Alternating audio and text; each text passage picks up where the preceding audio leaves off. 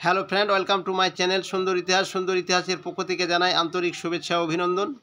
আজ একটি নতুন খবর নিয়ে চলে এসেছি। দেখো, স্ক্রিনে দেখতে পাচ্ছ একটি গুরুত্বপূর্ণ খবর।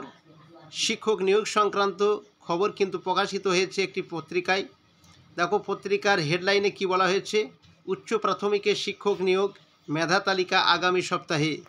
তো কলকাতা থেকে প্রকাশিত এই পত্রিকাতে দেখো কি বলা হয়েছে: কলকাতা হাইকোর্টের দেওয়া সময়সীমার অনেক আগেই উচ্চ প্রাথমিকের শিক্ষক নিয়োগের মেধা তালিকা প্রকাশ করতে চাইছে স্কুল সার্ভিস কমিশন।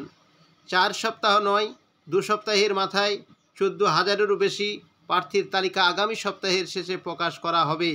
কমিশনের চেয়ারম্যান সিদ্ধার্থ মজুমদার বলেন, আমাদের লক্ষ্য আগামী সপ্তাহের মধ্যেই মেধা তালিকা প্রকাশ করা। প্রসঙ্গত, মেধা তালিকা প্রকাশের দিনে এক্স হ্যান্ডেলে শিক্ষামন্ত্রী পার্থ বসু লেখেন, পুজোর আগেই চাকরি প্রার্থীদের মুখে হাসি ফোটার ব্যাপারে তিনি আশাবাদী। কমিশন এই গতিতে এগোলে তা না হওয়ার কারণ নেই বলে মনে করছে ওয়াকিবহল মহল। উচ্চ প্রাথমিকে ঘোষিত শূন্যপদ রয়েছে 14,339টি। 14,339টি, তবে মোট প্রার্থী রয়েছেন 14,042 জন। তবে যোগ্য প্রার্থীর সংখ্যা তার চেয়ে অনেকটাই কম। আমরা যদি এখানে দেখে নিই, 14,339টি ভ্যাকান্সি থেকে এখানে যোগ্য হয়েছে 14,042 জন।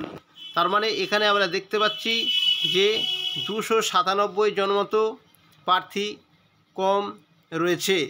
যাদের কিছু বিষয়ে ধোঁয়াশা ছিল, ওএমআর সিটে অস্বচ্ছতা ছিল, এই তালিকা থেকে তাদেরও বাদ দেওয়া যায়নি বা হয়নি।